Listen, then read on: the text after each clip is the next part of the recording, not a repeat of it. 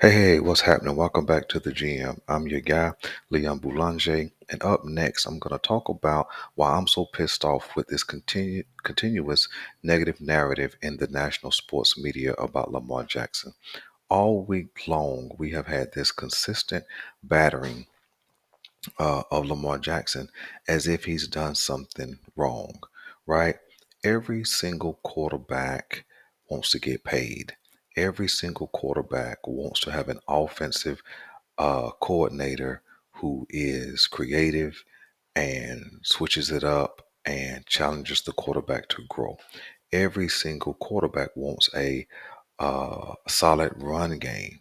So when we think about the Ravens and Lamar and what just happened with Greg Roman with his stepping down, right?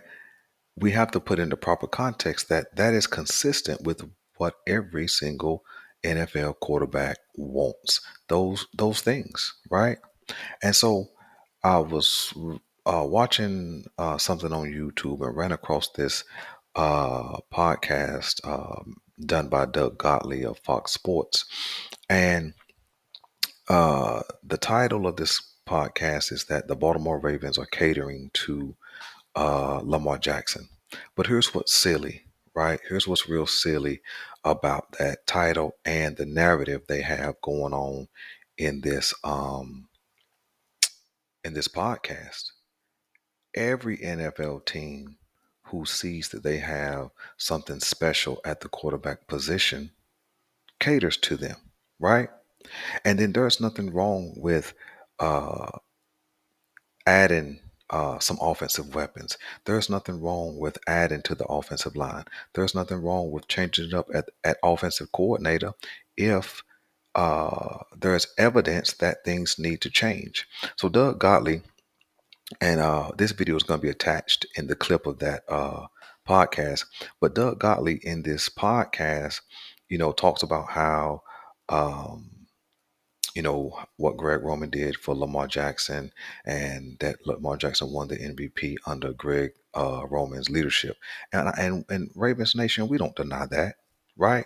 But we all have been looking at this offense grinding to a halt over the last 2 years, and of course we know that when Lamar Jackson got hurt, it definitely declined in productivity as well.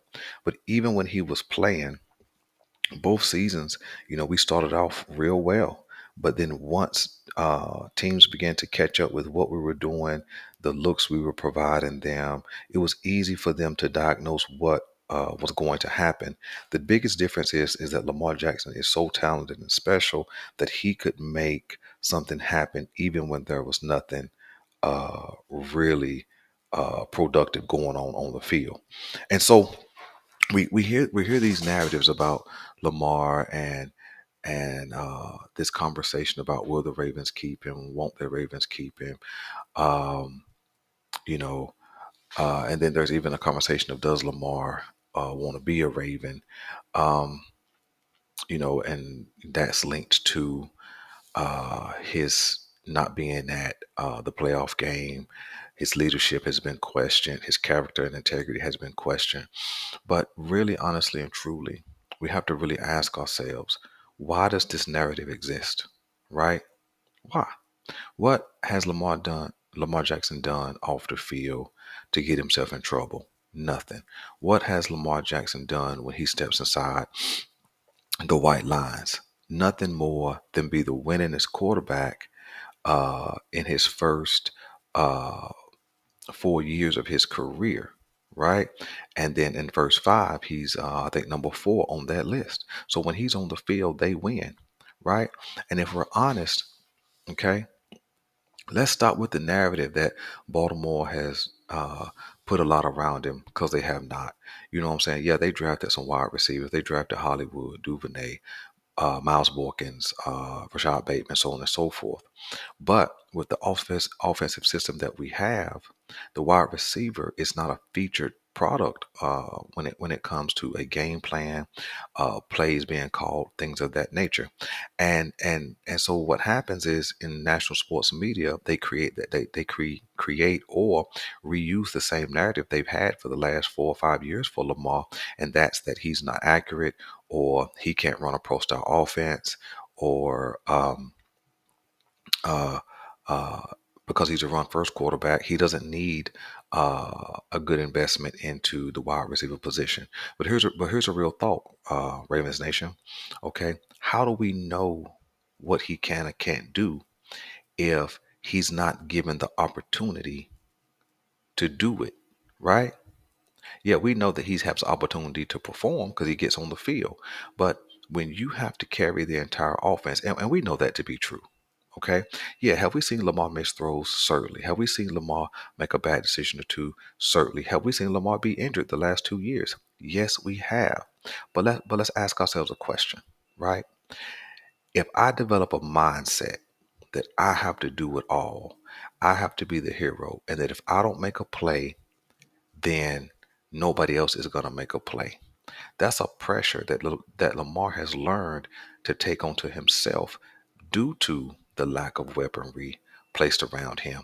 And then, in particular, these last 2 years, he's been surrounded by a lot of injuries, including that of himself. Right? And let's stop with the silly talk that, oh, he's going to get hurt running the ball, and Baltimore Ravens, they can't invest, you know, uh, $200-300 million into Lamar because he's a run first guy, and he has to make plays with his legs and so on and so forth. We've heard this narrative over and over and over, but here's a real truth: why not put weapons around him, right?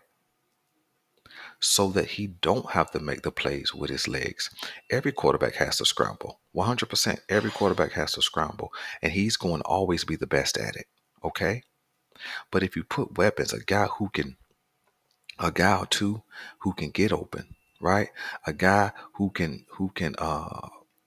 possesses a big catch radius. So when you toss it up to him, he can go make a play, right? We haven't seen a guy really make a play for Lamar.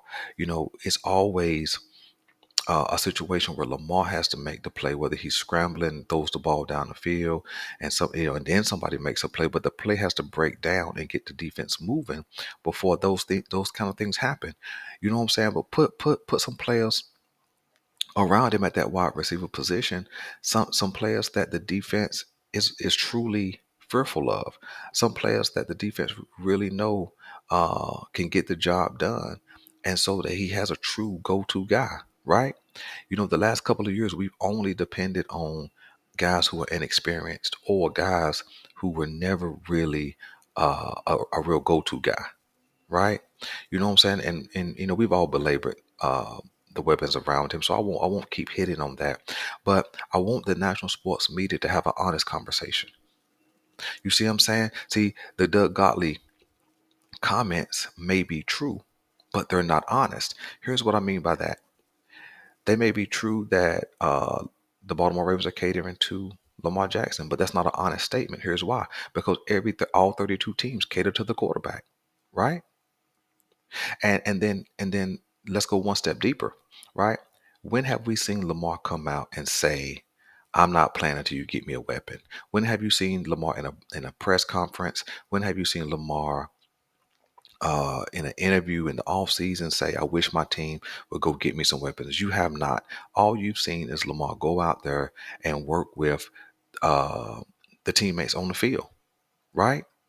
You don't really hear him complain, although internally he may complain. In a private circle, he may complain, right? But it's us fans that's really doing the complaining. We have been able to see that the Baltimore Ravens have had a lack of investment at the wide receiver position, right? And so it's almost like national sports media is taking the fans' complaint as Lamar Jackson's complaint. And so I'm just sick of this unfair narrative concerning Lamar, and and it pisses me off. And so Ravens fans, check out this clip that I attached this video to. Let me know what you think about what Doug Gottlieb is saying. Right? Um, it just seems like we make we make what is a universal narrative about every quarterback. We seem national sports media seems to just make it applicable to Lamar Jackson. I think it's unfair. I think it's weak, and I think it's time for Ravens Nation to stand up. Appreciate you guys. I'm out.